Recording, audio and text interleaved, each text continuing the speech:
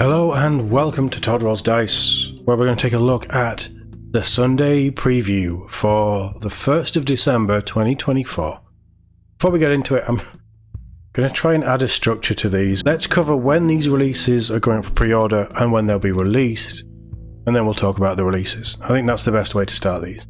So, they're going up for pre-order on the Saturday the 7th of December, for release Saturday the 21st of December, which probably means this is going to be the last proper preview of the year. It's a big one for Kill Team, you can already see from the title, but there's a lot going on here. There's a lot going on here. There's some really cool stuff as well, so how about we just jump into this. Kill Team gets brutal and cunning. Oh, I wonder what that could mean. New edition of Kill Team is in full swing, and the first expansion is ready to deploy. Kill Team Brutal and Cunning pits the belligerent orc wrecker crew against a band of wily ratsmen, they are ratsmen basically, rattling marksmen in a tense battle in the Undermuzzle Barrens? Oh, it's set on a giant gun, isn't it? Yeah. It's the third drop of Kill Teams and data cards to round out the available teams, while Lieutenant Titus makes his debut as a solo release. Yes, folks, 3 months after Space Marine 2 launched, we're finally being able to get Lieutenant Titus on his own, and mechanical horrors beyond mortal comprehension arrive in Legion's Imperialis, the bit that no one cares about. So, Kill Team, Brutal and Cunning. The orcs of the Wrecker crew love to blow things up. Their scrap armor protecting them from incoming fire and their own shrapnel. They're on a mission to break into Hive Fusilicus, and the Undermuzzle Barons. These namings, man. But a ragtag bands of rattlings have been dispatched to run interference. Small, eagle-eyed, and always able to find time for a snack. The abhumans use their wits and marksman skills to keep the enemy at arm's length. So this is the first expansion. We've already seen this previewed. You get some nice terrain pieces, a very shooty-focused rattling team, and a very, well, orky orc team. You get tokens, you get cards, you get the dossier as well. This is completely just an add-on. So we have the two teams there. I mean, they're gorgeous models. The orcs just look really weird and crazy. And sadly, the rattlings are growing on me. So, Brutal and Cunning consists of 2 kill teams. The Wrecker crew is made up of a boss knob, 5 orcs and 2 bomb squigs. And there are 10 rattling operatives and a battle mutt. Oh, the battle mutt! Of course, alright, I'm going to have to get it for the battle mutt then, aren't I? Led by a rattling fixer. It also includes Kill Zone Upgrade Compound Siege, comprising 2 bunkers, 6 fire steps, and 6 stockades to use with Kill Zone Volcus. So, much like the previous season, they're seeing this absolutely as just an add-on, which is nice. The 72-page softback Brutal and Cunning dossier is packed with lore for the mission and kill teams, plus rules for the Wrecker crew and rattlings, and the Volcus Compound mission pack includes PvP and PvE scenarios. Nice. You'll also get all the data cards and tokens you need to play both teams, as well as an orc transfer sheet with 438 transfers. Are you telling me they're actually releasing the data cards in these boxes? After not getting them in Volcus? Must be. These little boxes must be there. Yeah. You'll also get all the data cards and tokens you need for both kill teams. Hallelujah. I mean, that's how it should have been from the start of this new edition, but I'll take it. That's really good. Because those card packs are ridiculously expensive for what they are. But that's good. This is all good. Hopefully it's priced competitively and not ridiculously. If it's around the same price as the usual add-ons, because you do get quite a bit of extra terrain here as well. If it's about the same price, was it 87 quid? 87.50? You can't forget the 50p with Games Workshop. In all honesty, I don't think that's too bad. Especially when it's everything you need for these 2 kill teams if you want to run these kill teams, or if there's someone who wants orcs and you want rattlings and you can split it, even better. Yeah, this is nice. This is good. Depends on price, we'll find out, but this is good. Killzone Volcus. So this is the terrain from the Hive... Was it Hive Storm, not Hive Mind? If I remember these things. Yeah, the terrain from the Hivestone box set is available. All 14 pieces, 2 buildings, 8 scattered terrain pieces, 2 large ruins, 2 small ruins, and a double-sided game board for your tight-knit firefights and shady covert operations. Yep, nice. It's good that they're releasing this, and hopefully this is actually going to stay in stock. It's a really nice terrain. So this is just the terrain. I know you can see models and things on the box, but this is just the terrain and the mat. And it's nice. That's good stuff. Again, price point depending, but that's pretty good.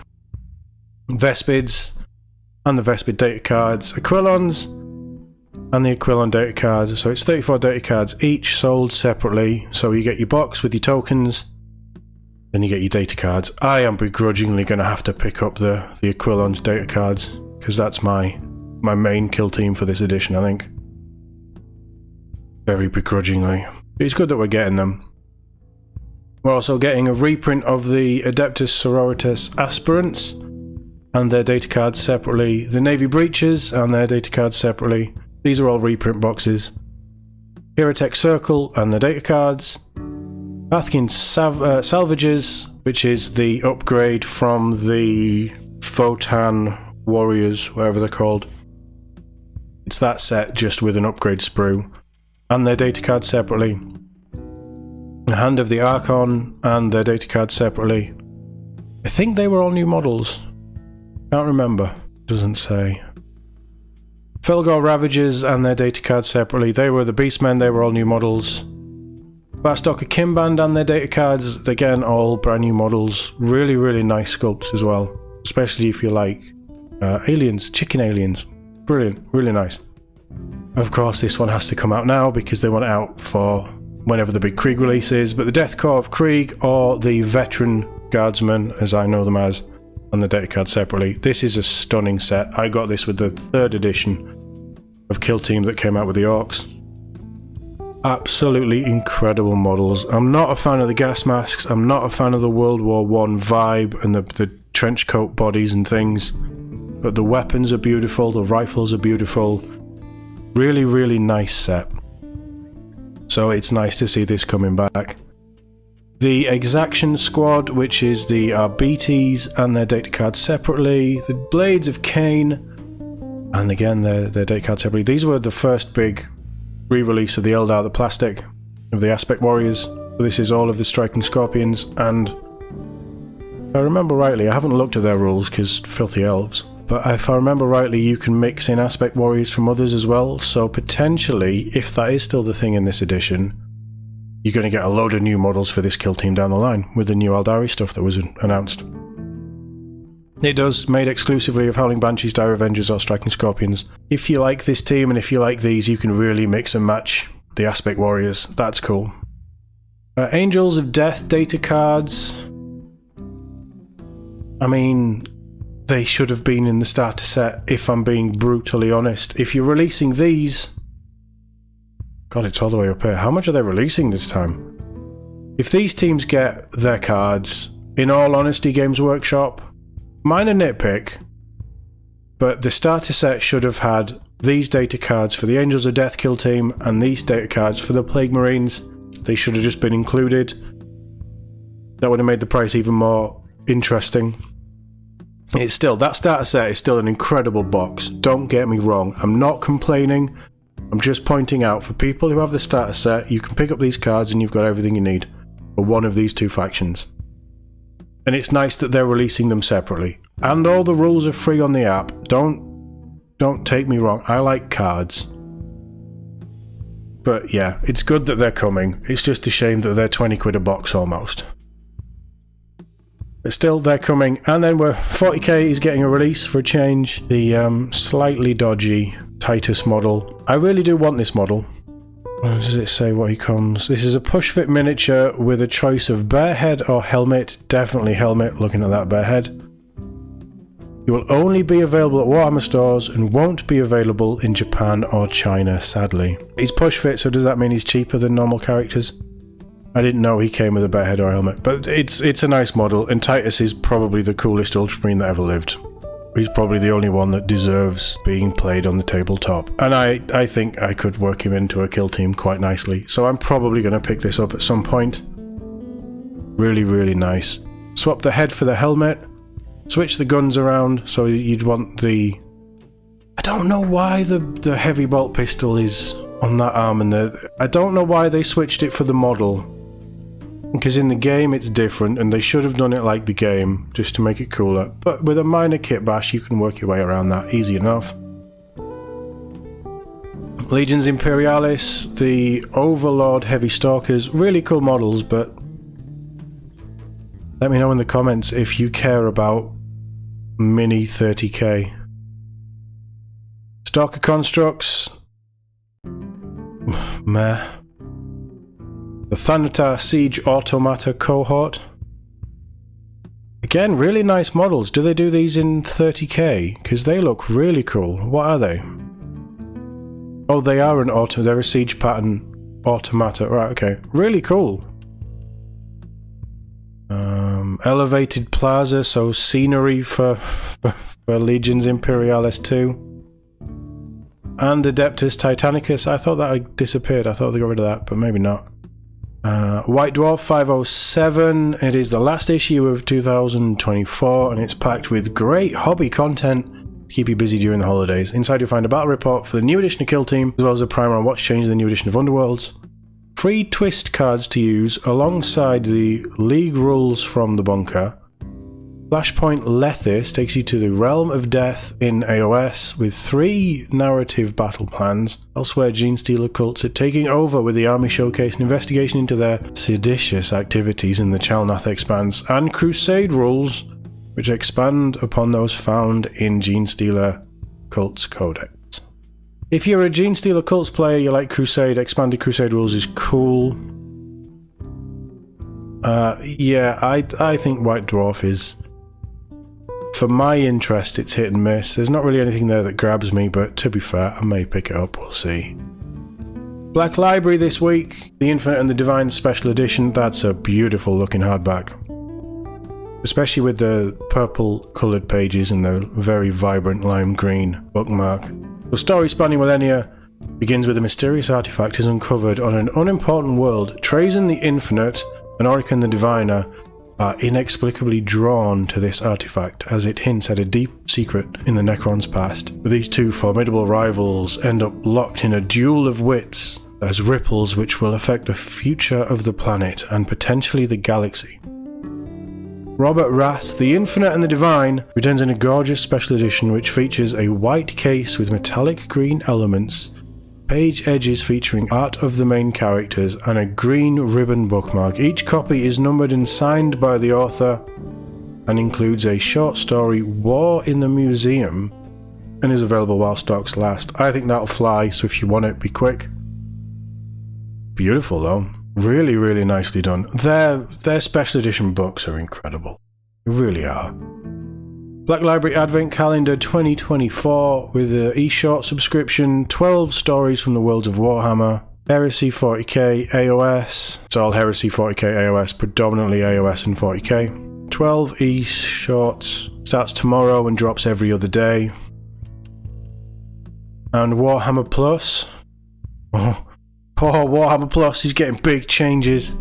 Big changes are afoot on Warhammer Plus as a whole new season dawns. This means a lot of new shows, kicking off with Arena of Death, in which 16 of the mightiest heroes and villains from the mortal realms duel the death in a knockout tournament in Khorne's arena. That sounds pretty cool. What is that model? That is an amazing model. It looks like some sort of Troggoth or something, but he's Nurgle. I love that. Right, what else is kicking off? That's accompanied by a Citadel Masterclass episode about stippling, a method used to apply paint and small dots in order to create textured blends and transitions. That actually sounds pretty good for me. I'd like to know how to do that.